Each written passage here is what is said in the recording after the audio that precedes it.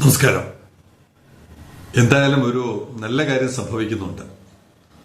നാട്ടുകാരിപ്പോൾ കപ്പൽ വാർത്തകൾ, കടൽ വാർത്തകൾ വളരെയധികം ശ്രദ്ധിച്ചു തുടങ്ങുന്നു. സെയിലിംഗ് കമന്ററി ആരംഭിക്കുന്നു.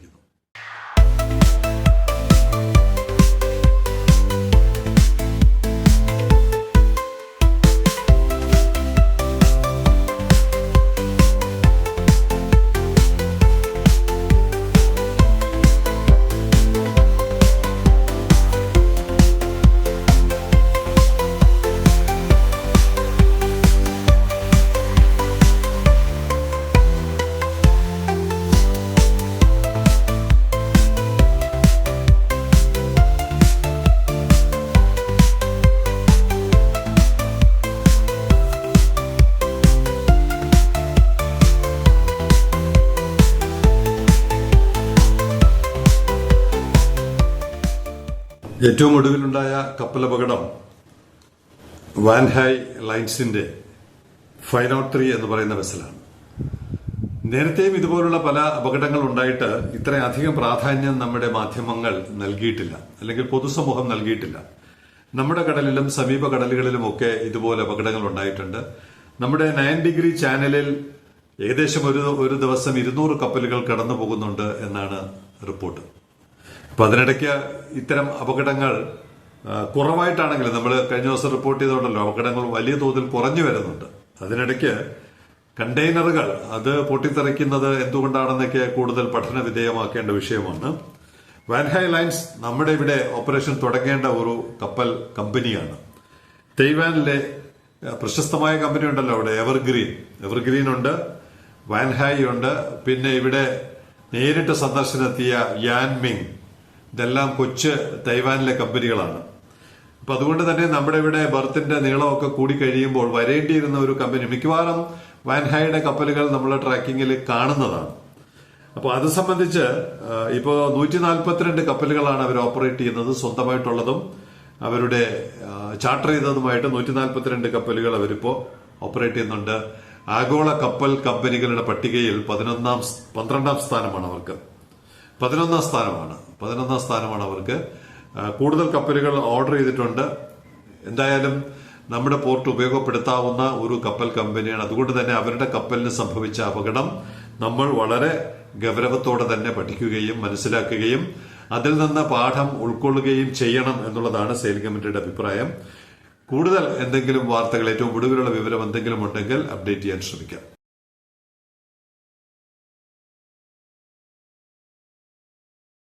ഇനി നമ്മുടെ പോർട്ടിന്റെ വാർത്തകളിലോട്ട് വരുമ്പോൾ, ദീർഘനാളെ കാത്തിരുന്ന ഒരു നിമിഷമായിരുന്നു ഇന്നലെ കടന്നുപോയത്.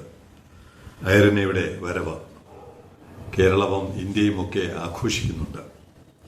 2-3 കാര്യങ്ങളാണ് ഐറിനയുടെ വരവിലൂടെ നമുക്ക് മനസ്സിലാക്കാൻ ശ്രമിച്ചത്. ഒരേ സമയത്ത് ഇന്നലെ ഐറിന 399.99 400 മീറ്റർ എന്ന് പറയാം.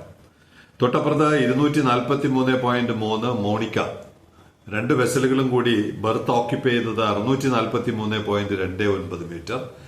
അവരുടെ ക്ലിയറൻസ്, 2 കപ്പലുകൾക്കുമായിട്ടുള്ള ക്ലിയറൻസ് ഒക്കെ കഴിയുമ്പോൾ 1700 മീറ്റർ 2 വെസലുകളായി ഓപ്പറേറ്റ് ചെയ്യുമ്പോൾ ഉപയോഗപ്പെടുത്തി എന്നുള്ളത് നമ്മുടെ ബർത്തിന്റെ ഇപ്പോഴത്തെ അവസ്ഥയെ കുറച്ചുകൂടി നമുക്ക് ബോധ്യപ്പെടുത്തി തരുന്നുണ്ട്. അപ്പോൾ ഒരു മോണിക്ക ഫീഡർ വെസൽ എന്ന് പറയാൻ പറ്റില്ല. എന്തായാലും ഒരു മദർ വെസലും ഒരു ഫീഡർ വെസലും എന്നുള്ള നിലയ്ക്ക് 243 മീറ്റർ എന്ന് പറയുമ്പോൾ ഫീഡർ വെസൽ അല്ല. എന്നാൽ പോലും 2 വലുതും ചെറുതും, ചിത്രം കാണുമ്പോൾ തന്നെ രണ്ടും തമ്മിലുള്ള ഗജാന്തരം മനസ്സിലാവുന്നുണ്ട്. എന്തായാലും ബർത്തിന്റെ ലെങ്ത് ഇങ്ങനെയാണ്. 4 ക്രെയിനുകൾ, 4 വീതം 8 ക്രെയിനുകൾ 2 പേരും വീതിച്ചെടുത്തിട്ടുണ്ട്. എന്തുകൊണ്ടാണ് അങ്ങനെ കൊടുത്തതെന്ന് അറിയില്ല. ഐറിനയ്ക്കും 4 മോണിക്കയ്ക്കും 4 ക്രെയിനാണ് കൊടുത്തിരിക്കുന്നത്. 2 ദിവസം, ഇന്ന് ഐറിന ഡിസ്ചാർജിങ്ങും ലോഡിങ്ങും പൂർത്തിയായി പുറപ്പെടും എന്നാണ് കിട്ടിയ വിവരം. അതുപോലെ നടക്കുമോ എന്നറിയില്ല. വേറൊരു കാര്യം, ഐറിനയുമായി ബന്ധപ്പെട്ട് 16.2 മീറ്റർ ഡ്രാഫ്റ്റ് ആയിരുന്നു വരുമ്പോഴുള്ളത്. സെയിലിംഗ് കമ്പനിയുടെ അന്വേഷണത്തിൽ ഇപ്പോഴും 4 മീറ്റർ ക്ലിയറൻസ് ഉണ്ട്. ബർത്തിൽ 4 മീറ്റർ ക്ലിയറൻസ് ഉണ്ട്. അപ്പോൾ നമ്മുടെ ബർത്തിന്റെ ടോട്ടൽ ആഴം 20.2 മീറ്ററാണ്. 20.2 മീറ്റർ ഇപ്പോഴുണ്ട്. അത് ചെറിയ വ്യത്യാസം വരാം. നമ്മുടെ ലോ ടൈഡ് ഹൈ ടൈഡ് ചെറിയ തോതിലുള്ള വ്യത്യാസം നമ്മുടെ പോർട്ടിൽ സംഭവിക്കുമ്പോൾ അതിൽ നേരിയ വ്യത്യാസം വരാം. എന്നാൽ ഐറിന വരുമ്പോൾ 4 മീറ്റർ ക്ലിയറൻസ് ഉണ്ടായിരുന്നു എന്നാണ് മനസ്സിലായത്.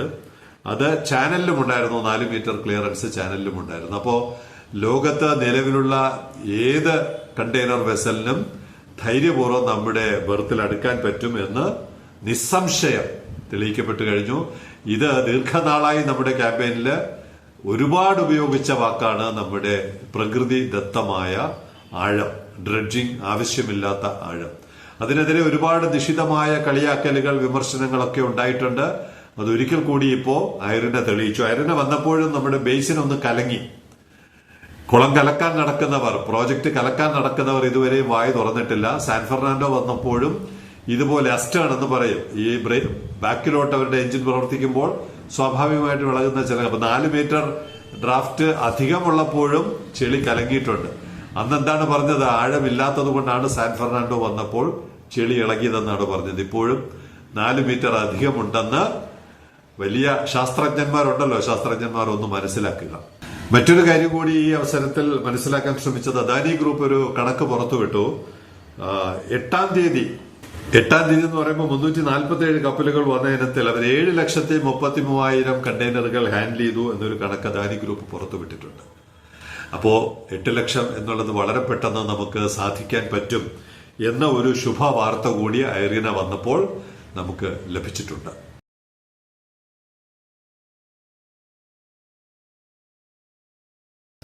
ഐറിന ബെർത്തിൽ നിൽക്കുമ്പോൾ ഏറ്റവും കൂടുതൽ പ്രതീക്ഷിച്ച ഒരു ഫോട്ടോ എനിക്ക് ഇപ്പോഴും ലഭിച്ചിട്ടില്ല.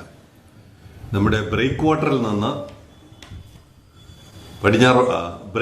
നിന്ന് കിഴക്കോട്ടെടുക്കുന്ന ഒരു ഫോട്ടോ, കിഴക്കോട്ടുള്ള. അപ്പോൾ എന്ന് പറഞ്ഞാൽ ബെർത്തിൽ എത്രത്തോളം നീളം ഓക്യുപ്പൈ ചെയ്തിട്ടുണ്ട് എന്ന് പെട്ടെന്ന് തിരിച്ചറിയാൻ പറ്റുന്ന തരത്തിലുള്ള ഒരു ഫോട്ടോ ഇപ്പോഴും ലഭിച്ചിട്ടില്ല. ആരുടെയെങ്കിലും കയ്യിലുണ്ടെങ്കിൽ കുറച്ച് നന്നായിരിക്കും. കാരണം അതിന്റെ 400 മീറ്റർ എന്ന് പറയുന്ന നമ്മുടെ ബെർത്തിൽ എത്രത്തോളം ഓക്യുപ്പൈ ചെയ്യുന്നുണ്ട് എന്ന് നേരിട്ടൊന്ന് കാണാൻ വേണ്ടിയാണ്. വേറൊരു ദൃശ്യം ആ സമയത്ത് തന്നെ ലഭിച്ചത്, പോർട്ടിലോട്ട് അകത്തോട്ട് കയറി ബൈസിനിലോട്ട് കയറി കഴിഞ്ഞിട്ട് നേരെ വെർട്ടിക്കലായിട്ട് തിരിയുന്നുണ്ടല്ലോ, തിരിച്ച് നിർത്താൻ പോർട്ട് സൈഡിലോട്ട് നിർത്താനുള്ള തിരിവിൽ ഈ 400 മീറ്റർ കൃത്യമായി മനസ്സിലാകുന്ന തരത്തിൽ ഇടതുവശത്ത് ക്രെയിൻ, നേരെ ഫ്രണ്ടിൽ ഐറിന. ആ രീതിയിൽ കിട്ടുമ്പോൾ എനിക്കൊരു 400 മീറ്ററിന്റെ കഥ പറയണമെന്ന് തോന്നുകയാണ്. ഈ ക്യാമ്പയിന്റെ ഭാഗമായിട്ട് നമ്മൾ ഈ 400 മീറ്റർ എന്ന് പറയുന്ന നീളം എത്രത്തോളം ഉണ്ട് എന്ന്, ഇത് 10-15 വർഷം മുമ്പുള്ള കാര്യമാണ്. അപ്പൊ അന്ന് ഈ കപ്പലുകൾ എന്താണെന്നും എത്ര വലിപ്പമുണ്ടെന്നും ആർക്കും വലിയ തിട്ടമില്ലാതിരുന്ന ഒരു കാലത്ത് നമ്മൾ ഇതൊക്കെ പറയുമ്പോൾ തലയുടെ മുകളിൽ കൂടെ അങ്ങ് പോകും. അപ്പൊ അത് സംഭവിക്കാതിരിക്കാൻ നമ്മൾ കണ്ടെത്തിയത് ചില ഉദാഹരണങ്ങളിലൂടെ ഈ വസ്തുതകൾ ജനങ്ങളുടെ ഹൃദയത്തിൽ, മനസ്സിൽ പതിപ്പിക്കുക എന്നുള്ളതായിരുന്നു. അതിന് ഞങ്ങൾ കണ്ടെത്തിയ ഒരു മാർഗം 400 മീറ്റർ ഉള്ള ഒരു ബാനർ ഹോൾഡ് ചെയ്തുകൊണ്ടുള്ള ഒരു പരിപാടിയായിരുന്നു. അപ്പോ ഈ സ്പോട്ടിൽ നിന്ന് ബാനർ പിടിച്ച് സെക്രട്ടേറിയറ്റ് വരെ വരിക. ഇപ്പൊ സെക്രട്ടേറിയറ്റിന്റെ അവിടെ നിന്ന് എത്രത്തോളം ദൂരം അത് പിന്നിലോട്ട് പോകുമോ എന്നുള്ളത് ഇതിന്റെ പ്രചരണത്തിലൊക്കെ നമ്മളിത് ഉപയോഗിച്ചു. 400 മീറ്റർ എന്ന് പറയുന്ന കപ്പൽ, ആ നീളമുള്ള കപ്പലുകൾ വരുന്നുണ്ട്, 4 ഫുട്ബോൾ ഗ്രൗണ്ടുകൾ അകത്തിരിക്കുന്നതാണ് ആ കപ്പൽ എന്നൊക്കെ പറഞ്ഞു നടന്നത് ഇപ്പോ വീണ്ടും ഒന്നുകൂടി ഓർമ്മകൾ തികട്ടി വരുന്നുണ്ട്. അങ്ങനെ ഇങ്ങനെ ഒരു ബാനർ ഹോൾഡ്, ഈ ബാനർ തന്നെ എഴുതുന്നതും, നമുക്ക് സ്ക്രീൻ പ്രിന്റിംഗ് അത്ര പോപ്പുലർ അല്ലാതിരുന്ന ഒരു സമയത്ത് ഇത് കൈകൊണ്ട് തന്നെ എഴുതുകയായിരുന്നു. വിഴിഞ്ഞം തുറമുഖം ഞങ്ങളുടെ ജന്മാവകാശമാണ് എന്ന് പറയുന്നതായിരുന്നെന്നാണ് എന്റെ ഒരു ഓർമ്മ. അതിൽ എഴുതിയിരുന്ന സ്ലോഗൻ. വട്ടിയൂർക്കാവ് പോളിടെക്നിക്കിന്റെ മതിലിൽ, ഭിത്തിയിൽ ഇത് കെട്ടി തൂക്കിയിട്ട് അവിടെ ഇരുന്നുകൊണ്ടാണ് ആർട്ടിസ്റ്റുകൾ കൈകൊണ്ട് എഴുതി വരച്ചത്. ഇതിന്റെ മറ്റൊരു ഓർമ്മ കൂടി വരുന്നത്, ഈ 400 മീറ്റർ ഇതിനുള്ള തുണി പ്രശസ്ത തുണി വ്യാപാര സ്ഥാപനമായ പാർത്താസ് ഈ ഒരു ആശയമാണ് ഞങ്ങൾ ചെയ്യുന്നതെന്ന് പറഞ്ഞപ്പോൾ സൗജന്യമായി അവരതിനു വേണ്ടിയുള്ള തുണി നൽകിയതും ഇപ്പോൾ ഓർക്കുന്നു. പാർത്താസിനോടുള്ള നന്ദിയും ഈ അവസരത്തിൽ നമ്മൾ സ്മരിക്കുകയാണ്. മറ്റൊന്ന്, ഇത്തരം എല്ലാ ക്യാമ്പയിനും കൂടി ഞങ്ങളുടെ കൂട്ടത്തിലെ ഏറ്റവും പ്രധാനപ്പെട്ട ഒരു പ്രവർത്തകൻ പ്രശാന്ത്, അദ്ദേഹത്തിന്റെ മകൻ ഏകദേശം കിഴക്കേക്കോട്ട മുതൽ സ്റ്റാച്യു വരെ നടന്നിട്ടുണ്ട് ഒരു പ്രചരണ പരിപാടി. ഒരു കാര്യം കൂടി പറഞ്ഞിട്ട് പ്രശാന്തിന്റെ കഥയിലോട്ട് വരാം. ഈ 400 മീറ്റർ ഹോൾഡ് ചെയ്യുമ്പോഴും ഞങ്ങൾക്കൊരു നിർബന്ധമുണ്ടായിരുന്നു, ഈ 400 മീറ്റർ വെച്ചിട്ട് ഒരാൾക്ക് പോലും തടസ്സമുണ്ടാകാൻ പാടില്ല. അപ്പൊ അതുകൊണ്ട് ഞങ്ങൾ എന്ത് ചെയ്തു, ഈ 400 മീറ്റർ ഞങ്ങൾ 100 മീറ്റർ ആണെന്ന് തോന്നുന്നു, ഇടവിട്ട് മുറിച്ചിട്ട് ഈ 100 മീറ്റർ ഇടയ്ക്ക് ഹോൾഡ് ചെയ്യുക. എന്തിനായിരുന്നു? ഞങ്ങൾ ഈ വരുന്നതിനിടയ്ക്ക് ആളുകൾക്ക് ക്രോസ് ചെയ്ത് ഇടവഴികളിലോട്ട് പോകണമെന്നുണ്ടെങ്കിൽ ഈ 100 മീറ്റർ ഞങ്ങൾ മുറുക്കി മാറ്റുകയല്ല, മാറ്റി പിടിച്ചിട്ട് അവരെ അങ്ങോട്ട് കടത്തിവിടുന്നു. എന്ന് പറഞ്ഞാൽ 30 കൊല്ലത്തെ ഞങ്ങളുടെ സമര പരിപാടികൾക്കിടയിൽ പൊതുജനത്തിന് യാതൊരു ബുദ്ധിമുട്ടും ഉണ്ടാക്കാൻ പാടില്ല, ഉണ്ടാക്കാതെയുള്ള സമരങ്ങളാണ് നടത്തേണ്ടതെന്ന് നിർബന്ധമുള്ളത് കൊണ്ടാണ് അങ്ങനെ ചെയ്തത്. ഇനി നമുക്ക് പ്രശാന്തിന്റെ കഥയിലോട്ട് വരാൻ. പ്രശാന്തിന്റെ മകൻ, മിക്കവാറും ഞങ്ങളുടെ കൂടെയുള്ള എല്ലാവരുടെയും മക്കൾ ഈ സമരത്തിൽ പങ്കെടുത്തിട്ടുണ്ട്. കൊല്ലം ജില്ലയിൽ നിന്ന് മോഹൻജിയുടെ മക്കൾ സ്ഥിരമായി വരുന്ന കുട്ടികളായിരുന്നു. ഇപ്പോഴവർ അമ്മയായി. അങ്ങനെ ഈ സമരത്തിൽ പങ്കെടുത്ത നിഷാന്ത് എന്ന് പറയുന്ന 8 വയസ്സുകാരൻ, ഇപ്പോൾ നിഷാന്ത് അമേരിക്കയിലാണ്, അച്ഛനോടൊപ്പം അമേരിക്കയിലാണ്. നിഷാന്ത് ഈ സമരത്തിൽ കിഴക്കേക്കോട്ടയിൽ നിന്ന് 8 വയസ്സുകാരൻ ഞങ്ങളോടൊപ്പം നടന്ന് സ്റ്റാച്യു വരെ വന്നിട്ടുണ്ട്. ആ നിഷാന്ത് ഇപ്പോൾ ഈ സമരങ്ങളുടെ എല്ലാം, ഞങ്ങൾ നടത്തിയ പല സമരങ്ങളിൽ ബോട്ട്, കപ്പലുകൾ ബിംബങ്ങളാക്കി നടത്തിയ സമരങ്ങളെ കുറിച്ച് ഒരു ചെറിയ വീഡിയോ ചെയ്തു. ഇപ്പൊ 10 വയസ്സായിട്ടുണ്ട്, ഒരു വീഡിയോ ചെയ്യാനുള്ള പ്രായമൊക്കെ ആയിട്ടുണ്ട്. അങ്ങനെ ചെയ്ത ഒരു വീഡിയോ അമേരിക്കയിൽ നിന്ന് പ്രശാന്ത് അയച്ചു തന്നു. മകൻ ചെയ്തതാണ് എന്ന് പറഞ്ഞുകൊണ്ട് അയച്ചു തന്നു. നമുക്ക് ആ ഒരു ഓർമ്മ, സമരകാലത്തിന്റെ ആ ഓർമ്മയും കൂടി നമുക്ക് ഇന്ന് കണ്ട് ഇന്നത്തെ സെയിലിംഗ് കമന്ററി അവസാനിപ്പിക്കാം.